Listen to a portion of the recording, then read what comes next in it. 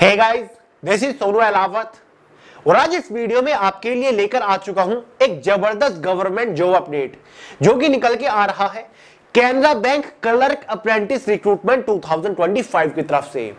Guys, Canara bank जो कि भारत का एक पब्लिक सेक्टर बैंक है, मतलब एक गवर्नमेंट बैंक है, सरकारी बैंक है, जिसके अंदर क्लर्क की अप्रेंटिस की पोस्ट के ऊपर वैकेंसीज आ चुकी है।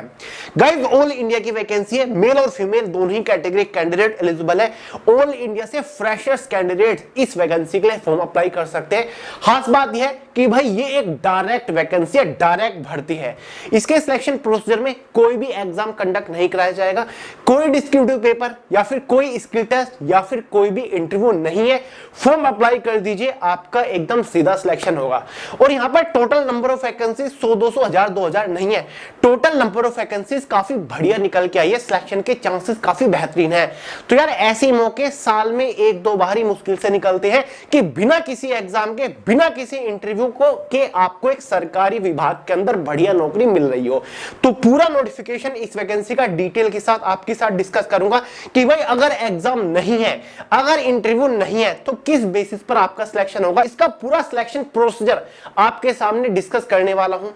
साथ ही गाइस, एलिजिबिलिटी क्राइटेरिया के बारे में बात करेंगे कि भाई एज मिड क्वालिफिकेशन का मिनिमम क्राइटेरिया क्या है, सिलेक्शन होने के बाद एग्जैक्ट इनिशियल इनहैंड सैलरी मतलब स्टाइपेंड आपको कितना मिलेगा, जॉब लोकेशन आपकी क्या रहने वाली है, जॉब प्रोफाइल यानी कि इस पोस्ट के ऊपर सिलेक्शन होने के बाद काम क्या करना पड़ेगा। साथ ही दोस्तों ट्रेनिंग पीरियड के बारे में भी बात करने वाले हैं। सारी चीजें इस वीडियो में डिस्कस करेंगे। फॉर्म कब से भरने हैं, लास्ट डेट क्या है, ठीक है, टोटल वैकेंसीज किस स्टेट से कितनी निकली है। तो चलिए बहुत ज्यादा टाइम वेस्ट नहीं करते, फटाफट वीडियो शुरू करते हैं। बट उससे पहले आपको एक छोटी सी जानकारी देना चाहूंगा। अगर आप किसी भी बड़े छोटे कॉम्पिटिटिव एग्जाम की तैयारी कर रहे हो और जनरल अवेयरनेस जीएस आपके आड़े आ रहा है तो टेंशन लेने की जरूरत नहीं है, क्योंकि पेश है अब आपके लिए जीएस बॉम्ब, जो कि जनरल अवेयरनेस की अब तक की सबसे सर्वश्रेष्ठ ई बुक है, जिसको आप फोन के अंदर डाउनलोड करके पढ़ सकते हो। गाइस, अगर आप इस ई बुक के अंदर दिए गए हर एक क्वेश्चन के ऊपर सिर्फ एक बार प्रैक्टिस कर लिए हो ना, तो गारंटी के साथ कह रहा हूं हर एक एग्जाम में जीएस के चिथड़े उड़ा के आओगे। प्रीवियस ईयर एग्जाम्स में सबसे ज्यादा बार पूछे जा चुके जीएस के वन लाइनर क्वेश्चन सॉल्यूशन के साथ कवर कर रखे हैं। क्वेश्चन बार बनेगा ही नहीं इस ई बुक से, ये मेरी गारंटी है। लिंक डिस्क्रिप्शन बॉक्स में तुरंत डाउनलोड करिए और पढ़ना शुरू कर दीजिए। तो चलिए गाइस, बढ़ते अपनी वैकेंसी की तरफ। इस वैकेंसी का डिटेल्ड नोटिफिकेशन आपके सामने स्क्रीन के ऊपर लगा हुआ है। जैसे कि मैंने आपको शुरुआत में बताया, कैनरा बैंक के अंदर ये वैकेंसी निकल के आई है। क्लर्क की एक तरीके से पोस्ट रहेगी। सिलेक्शन होने के बाद क्लर्क का काम करना होता है, कोई फील्ड ड्यूटी, फिजिकल ड्यूटी नहीं होती है। मस्त एसी कैबिन के अंदर बैठकर आप काम कर रहे होंगे। क्लियर है। अब देखिए दोस्तों, भारत के अंदर फिलहाल केवल 11 पब्लिक सेक्टर बैंक है, 11 सरकारी बैंक है, जिसमें से बैंक ऑफ बड़ौदा है, bank of India, bank of Maharashtra, Canara bank भी इन्हीं में से एक है, central bank of India, Indian bank, Indian overseas bank, Punjab national bank, Punjab and Sind bank, UCO bank, union bank of India. ये 11 पब्लिक सेक्टर बैंक है, सरकारी बैंक है। और कैनरा बैंक भी एक सरकारी बैंक है, ठीक है, जिसके अंदर क्लर्क की पोस्ट के ऊपर वैकेंसीज निकल के आई है। सबसे पहले बात करते हैं कि भाई कैनरा बैंक किस लेवल पर एक पब्लिक सेक्टर बैंक है। ऑल ओवर इंडिया के अंदर कैनरा बैंक की 9800 9800 से ज्यादा ब्रांचेज आ गए। तो इतनी बड़ी एक फर्म है, इतनी बड़ी एक ब्रांच है। कुछ साल पहले सिंडिकेट बैंक भी कैनरा बैंक के अंदर ही मर्ज हो गया था। गाइस, सबसे पहले बात करें टोटल नंबर ऑफ वैकेंसीज के बारे में, तो भाई कैनरा बैंक के अंदर टोटल वैकेंसीज 3500 यहां पर निकल के आई है, 3500 टोटल वैकेंसीज निकल के आई है। जब भी किसी सरकारी बैंक के अंदर इंडिविजुअली कोई भी वैकेंसी निकलती है तो मुश्किल से 200, 500, 1000 तक वैकेंसी निकलती है। यह पहला सरकारी बैंक है जिसके अंदर एक साथ 3500, 3500 वैकेंसीज निकली है, 3500 वैकेंसीज निकली है। और ये total number of vacancies state wise divided है, जैसे कि स्क्रीन के ऊपर आपको नजर आ रहा होगा। जैसे कि अंडमान निकोबार, ठीक है, कितनी सीट है, आंध्र प्रदेश से 242 सीट है, कैटेगरी वाइज वैकेंसीज की जानकारी दे रखी है। अरुणाचल प्रदेश से टोटल कितनी सीट है, असम से 42 है, बिहार से 119 सीट है, ठीक है। तो भाई स्टेट वाइज वैकेंसी दे रखे हैं, आपके पास फुल फ्रीडम है, जिस भी स्टेट से आप चाहो उस स्टेट से फॉर्म डाल सकते हो। क्लियर है गाइस। जाहिर सी बात है, जिस स्टेट से टोटल वैकेंसी ज्यादा है तो वहां से आपका कंपटीशन भी कम रहेगा, ठीक है गाइस। और जिस स्टेट से आप फॉर्म डालोगे उसी स्टेट में आपकी जॉब लोकेशन भी रहेगी, इस बात का ध्यान रखिएगा, पोस्टिंग लोकेशन आपकी उसी राज्य में होगी, ठीक है। अब बात कर लेते हैं इंपॉर्टेंट डेट्स के बारे में। गाइस इस वैकेंसी का जो नोटिफिकेशन निकला था, जो प्री रजिस्ट्रेशन शुरू हुए थे वो 22 सितंबर से हुई थी। एग्जैक्टली ऑनलाइन फॉर्म 23 सितंबर से स्टार्ट हो चुके हैं। जी हाँ दोस्तों, 23 सितंबर से इस भर्ती के लिए फॉर्म भरे जा रहे हैं। आखिरी तारीख 12 अक्टूबर 2025 रखी गई है। जी हाँ दोस्तों, 12 अक्टूबर 2025 तक आप इसका फॉर्म भर सकते हैं। सिलेक्शन प्रोसीजर बहुत ही फास्ट चलेगा, मात्र 1 महीने के अंदर आपके हाथ में ज्वाइनिंग लेटर होगा, क्योंकि कोई एग्जाम कोई इंटरव्यू तो है ही नहीं, ये एक सीधी भर्ती है, डायरेक्ट भर्ती है, ठीक है। तो इसीलिए गाइस 12 अक्टूबर से पहले पहले फॉर्म भर दीजिएगा। अब मुझे पता है आपके माइंड में सवाल आ रहा होगा कि भैया फॉर्म भरने के लिए फीस कितनी चार्ज करी गई है। तो फॉर्म फीस काफी रिजनेबल है। जो आपकी ST/SC PWBD कैटेगरी है, इन तीनों चारों कैटेगरी के लिए कोई भी फॉर्म फीस नहीं है, नील है, यानी कि 0 फॉर्म फीस है। बाकी जो अदर कैटेगरी है, जैसे कि आपका जनरल हो गया, OBC हो गई, ठीक है, साथ ही EWS कैटेगरी से आप बिलोंग करते हो, ठीक है गाइस, फीमेल कैंडिडेट्स के लिए 500 रुपए फॉर्म फीस चार्ज करी गई है। कितनी? 500 रुपए, ठीक है। बाकी जो ST/SC है उनके लिए कोई भी फॉर्म फीस नहीं है। अब बात करेंगे एलिजिबिलिटी क्राइटेरिया के बारे में कि भैया एज मेट क्वालिफिकेशन के बारे में बताओ। देखिए गाइस, इस वैकेंसी के लिए जो आपकी एज लिमिट रखी गई है, स्पेशली जनरल वालों की मैं अगर बात करूं सबसे पहले, तो भाई 20 साल मिनिमम जनरल वालों की एज लिमिट है। मैक्सिमम एज लिमिट जनरल वालों के लिए 28 साल है। क्लियर है? जो आपकी एज कैलकुलेट होगी वो एज ऑन 1 सितंबर 2025 तक होने वाली है। सीधा सीधा समझ लो, अगर आप जनरल कैटेगरी से बिलोंग करते हो तो भाई जरूरी है कि आपका जन्म 1 सितंबर 1997 से लेकर 1 सितंबर 2005 के बीच में हुआ होना चाहिए, तो ही आप एलिजिबल है, आप फॉर्म भर पाओगे, ठीक है गाइस।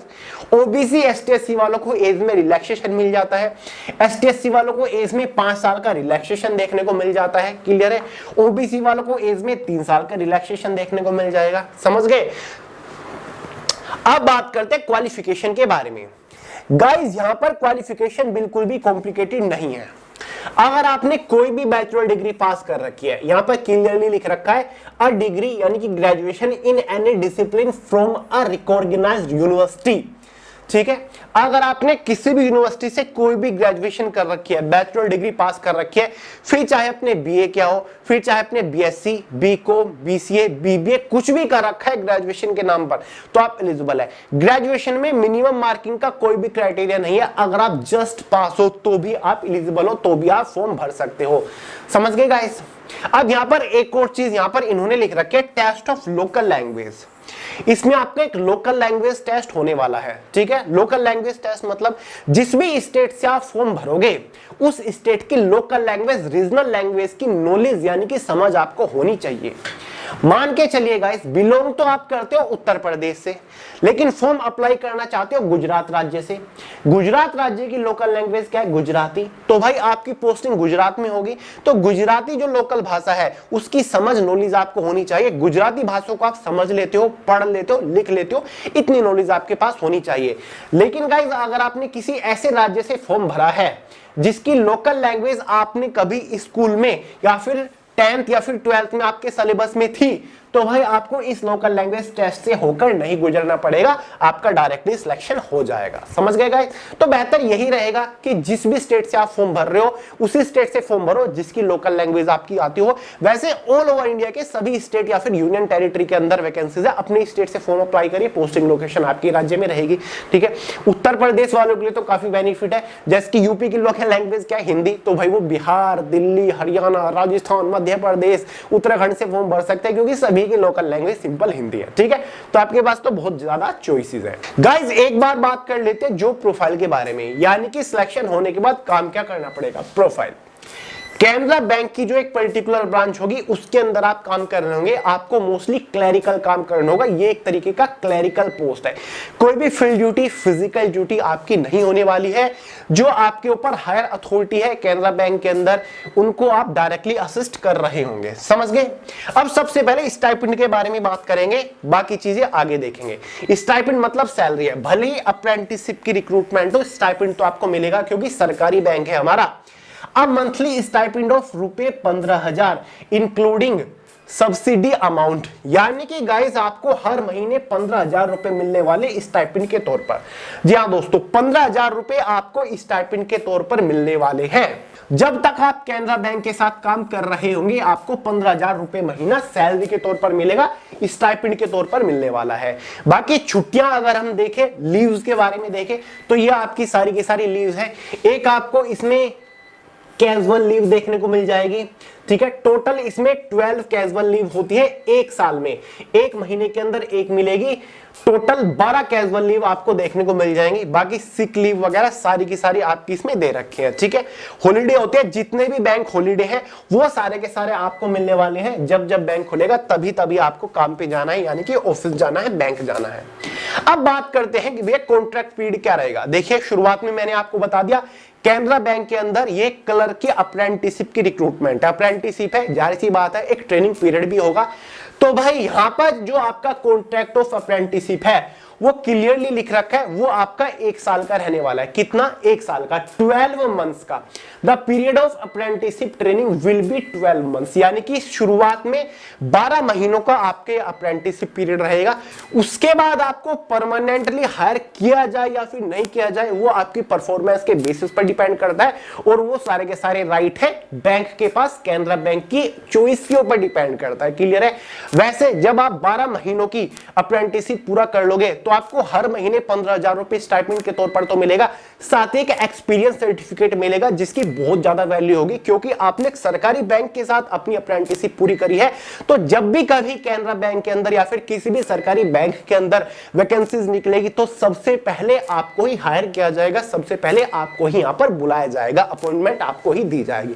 क्योंकि बहुत ज्यादा, या फिर किसी भी पब्लिक प्राइवेट सेक्टर में चले जाइए आप, ठीक है, कॉर्पोरेट में चले जाइए, बहुत ज्यादा वैल्यू रहेगी इस सर्टिफिकेट की। समझ गए guys? Place of training, the on the job training will be imparted to the candidate at selected branch, यानी कि जिस भी स्टेट से आप फॉर्म अप्लाई करोगे उसी स्टेट में कैनरा बैंक की ब्रांच के अंदर आपको पोस्टिंग मिलने वाली है। अब बात होती है कि भैया सिलेक्शन किस बेसिस पर होगा। सिलेक्शन केवल और केवल आपकी क्वालिफिकेशन के बेसिस पर होगा। ग्रेजुएशन पास मांगा गया तो ग्रेजुएशन में जितने भी आपके मार्क्स थे उनके बेसिस पर स्टूडेंट्स को यहां पर सिलेक्शन के लिए शॉर्टलिस्ट किया जाएगा। क्लियर है? तो गाइज इसलिए यहां पर कोई भी स्किल टेस्ट या फिर इंटरव्यू एग्जाम नहीं है, आपकी क्वालिफिकेशन के बेसिस पर यहां पर आपको अपॉइंटमेंट यानी कि सिलेक्शन दिया जाएगा। क्लियर है गाइज? तो फॉर्म जरूर अप्लाई करिएगा अगर आप किसी सरकारी बैंक के अंदर जॉब करना चाहते हो, क्योंकि भले ही एक अप्रेंटिस की रिक्रूटमेंट है, एक बार आप सरकारी विभाग के अंदर घुस के तो देखो, परमानेंट होने का रास्ता तो आप वहीं पर खुद ही खुद निकाल लोगे, क्योंकि इस टाइप के बैंक है इंटरनली वैकेंसीज निकलती रहती है और सबसे पहले अपॉर्चुनिटी अप्रेंटिस को ही मिलती है।